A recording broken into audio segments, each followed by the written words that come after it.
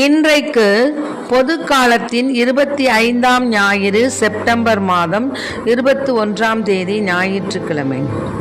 இன்று தேவன் நமக்கு தரும் ஜீவ நீரூற்றான இறை வார்த்தைகள் புனித லூக்கா எழுதிய நற்செய்தி இயல் 16 இறை வார்த்தைகள் 1-13 முடிய. அக்காலத்தில் இயேசு தம் சீடர்களுக்கு கூறியது: செல்வர் ஒருவருக்கு வீட்டு பொறுப்பாளர் ஒருவர் இருந்தார். அவர் தம் தலைவரின் உடைமைகளை பாழாக்கியதாக அவர் மீது பழி சுமத்தப்பட்டது. தலைவர் அவரை கூப்பிட்டு, உம்மை பற்றி நான் கேள்விப்படுவது என்ன? உம் பொறுப்பில் உள்ள கணக்கை ஒப்படையும். நீர் இனி வீட்டு பொறுப்பாளராய் இருக்க முடியாது என்று அவரிடம் கூறினார். அந்த வீட்டு பொறுப்பாளர், நான் என்ன செய்வேன்? வீட்டு பொறுப்பிலிருந்து என் தலைவர் என்னை நீக்கிவிடப் போகிறாரே. மண் வெட்டவோ என்னால் இயலாது, இறந்து உண்ணவும் வெட்கமாயிருக்கிறது. வீட்டு பொறுப்பிலிருந்து என்னை நீக்கிவிடும்போது பிறர் என்னை தங்கள் வீடுகளில் ஏற்றுக்கொள்ளும்படி நான் என்ன செய்ய வேண்டும் என எனக்கு தெரியும் என்று அவர் தமக்குள்ளே சொல்லிக் கொண்டார். பின்பு அவர் தம் தலைவரிடம் கடன்பட்டவர்களை ஒவ்வொருவராக வரவழைத்தார். முதலாவது வந்தவரிடம், நீர் என் தலைவரிடம் எவ்வளவு கடன் பெற்றிருக்கிறீர் என்று கேட்டார். அதற்கு அவர் 100 குடம் எண்ணெய் என்றார்.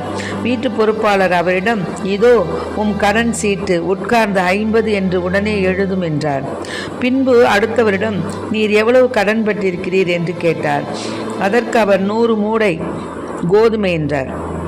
அவர், இதோ உம் கடன் சீட்டு 80 என்று எழுதும் என்றார். நேர்மையற்ற அந்த வீட்டு பொறுப்பாளர் முன்மதியோடு செயல்பட்டதால் தலைவர் அவரை பாராட்டினார். ஆண்டவரின் அருள்வாக்கு. கிறிஸ்துவே மக்கு புகழ். வழி காட்டும் என் தெய்வமே, துணையாக எனில் மாறுமே. வழிகாட்டும் என் தெய்வமே,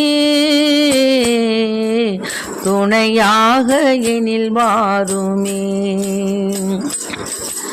நதி மீது அலைந்தாடும் மகள் போலவே, கதி ஏதும் தெரியாமலே நான் தடுமாறும் நிலை பாருமே. அன்பாகி அருளாகி என்னோடு ஒன்றாகி துயரோடு போராடும் என் வாழ்வின் நலனாகி என்னை தாங்கும் என் தெய்வமே, என் நிழலாக எழும் தெய்வமே. வழிகாட்டும் என் தெய்வமே, துணையாக எனில் மாறுமே. என்னாலும் உனை தேடும் வரம் கேட்கிறேன், உன் பாத நிழல் நாடும் மனம் கேட்கிறேன். நீரின்றியே மண்ணில் வளமில்லையே, நிலமின்றியே உயிர் வாழ்வில்லையே. என்னாலும் உனை தேடும் வரம் கேட்கிறேன், உன் பாத நிழல் நாடும் மனம் கேட்கிறேன். என்னை காக்கும் என் தெய்வமே, என் உயிராக எழும் தெய்வமே. நிலவெங்கும் ஒளிர்ந்தாலும் விழி மூடி பயனேது, துயர் மூடும் மனமுந்தன் அருள் காணும் வகையேது. பலனாக கை மீது வா, இங்கு புலனாகும் இறையாக வா. பலனாக கை மீது வா, இங்கு புலனாகும் இறையாக வா. வழிகாட்டும் என் தெய்வமே, துணையாக எனில் வாருமே. துணையாக எனில் வாருமே. இன்றைக்கு நம் தேவன் தரும் ஜீவ நீர் ஊற்றான இறை வார்த்தைகளை கேட்டோம். அதாவது இந்த இதில் நீதியை பற்றி பேசிய அதாவது முதல் வாசகத்திற்கு எதிராக இன்றைய நற்செய்தி வாசகம் அநீதியை ஆதரிப்பது போல தோன்றலாம். பொய் சொல்வது, லஞ்சம் வாங்குவது தவறு அல்ல அப்படின்ற ஒரு மாயையை நம்மிடத்தில் ஏற்படுத்தலாம். ஆனால் இதில் என்னன்னு கேட்டிங்கன்னா,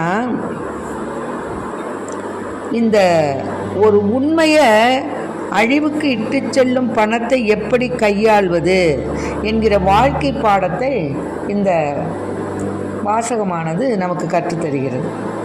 எப்படின்னு கேட்டிங்கன்னா, பணத்தினால் மட்டும் நாம் இறைவனுக்கு முன் நேர்மை உள்ளவர்களாக வாழ முடியாது என்பதால் தான் அதை நேர்மையற்ற செல்வம் அப்படிங்கிறார். தொடக்கத்தில் பணம் இறைவனுடைய ஆசியாகவே கருதப்பட்டது. ஆனால் நாளடைவில் பணம் ஆபத்திற்கு இட்டு செல்வதையும் நம்பிக்கை தளர்ச்சிக்கு அடிப்படையாக அமைவதையும் பார்க்குறோம். இயேசுடைய சீடர்களாக என்ன பண்ணுறாங்க, அவங்க வழி தோன்றலும் நாமும் செல்வத்திற்கு அடிமைகளாகிவிடக்கூடாது, செல்வத்தை குவிப்பதை விட அதை ஏழைகளின் எதிர்கால வாழ்வுக்கு உறுதுணையாக இருக்க பகிர்ந்து கொள்ள அழைப்பு விடுக்கிறது. அதனால தான் இந்த ஏழைகளை தூக்கிவிடும் ஆண்டவரை போற்றுங்கள் என்ற திருப்பாடலுக்கு ஏற்ப அழிவுக்குரிய செல்வத்தை கொண்டு அழியா வாழ்வை நமதாக்கிவிடுவோம். இந்த இடத்துல பார்த்திங்கன்னா, நேர்மையற்ற அந்த வீட்டு பொறுப்பாளர் முன்மதியோடு செயல்பட்டதுனால தலைவர் அவரை பாராட்டினார். அதாவது ஒளியின் மக்களை விட இவ்வுலகின் மக்கள் தங்கள் தலைமுறையினத்தில் மிக்க முன்மதி உள்ளவர்களாய் நடந்து கொள்கிறார்கள். ஆனால் ஆண்டவர் நம்மிடத்தில் என்ன சொல்கிறாருன்னா, நேர்மையற்ற செல்வத்தை கொண்டு உங்களுக்கு நண்பர்களை தேடிக்கொள்ளுங்கள், அது தீரும் பொழுது அவர்கள் உங்களை நிலையான உறைவிடங்களில் ஏற்றுக்கொள்வார்கள். மிக சிறியவற்றில் நம்பத்தகுந்தவர் பெரியவற்றிலும் நம்பத்தகுந்தவராய் இருப்பார். மிக சிறியவற்றில் நேர்மையற்றவர் பெரியவற்றிலும் நேர்மையற்றவராய் இருப்பார். அதனால் நேர்மையற்ற செல்வத்தை கையாளுவதில் நீங்கள் நம்பத்தகாதவராய் இருந்தால் யார் உங்களை நம்பி உண்மை செல்வத்தை ஒப்படைப்பார்? பிறருக்கு உரியவற்றை கையாளுவதில் நீங்கள் நம்பத்தகாதவர்களாய் போனால் உங்களுக்கு உரியவற்றை உங்களுக்கு கொடுப்பவர் யார்? எந்த வீட்டு வேலையாலும் இரு தலைவர்களுக்கு பணிவிடை செய்ய முடியாது. ஒருவனை வெறுத்து தான் ஒருத்தவற்றில் அன்பு செலுத்த முடியும். அதனால் ஒருவரை சார்ந்து கொண்டு மற்றவரை புறக்கணிப்பார்கள். அதுபோல் நீங்களும் கடவுளுக்கும் செல்வத்துக்கும் பணிவிடை செய்ய முடியாது அப்படிங்கிறது தான் இங்கே தேவன் நமக்கு தரும் ஜீவநீர் ஊற்றான இறை வார்த்தைகள். ஒன்று, நீ செல்வத்தை வச்சுக்கிட்டு உக்காந்துருந்தீன்னா நீ இறைவனை தேட முடியாது. இறைவனை நீ தேடினா செல்வத்தை நீ இழக்கணும். ஆக இன்று நம்முடைய வாழ்க்கை எப்படிப்பட்ட வாழ்க்கையாக அமைகிறது? நாம் செல்வத்தை கொண்டு இறைவனை தேடாமல் இருக்கின்றோமா, அல்லது இறைவனை தேடுவதினால் செல்வத்தை இழக்கின்ற நிலையில் இருக்கின்றோமா என்பதை சிந்தித்து நாம் எத்தகையவர்களாய் வாழ்ந்தால் இறைவன் நம்மை ஏற்புடைய பிள்ளைகளாக ஏற்றுக்கொள்வார் என்பதை உணர்ந்த பிள்ளைகளாய் செல்வத்திற்கு முக்கியத்துவம் கொடுக்காமல், நேர்மையற்ற செல்வத்துக்கு முக்கியத்துவம் கொடுக்காமல் நேர்மையுடன் இறைவனை பற்றி கொள்ளும் வரம் கேட்போம். ஆமேன். Praise the Lord. மரியே வாழ்க.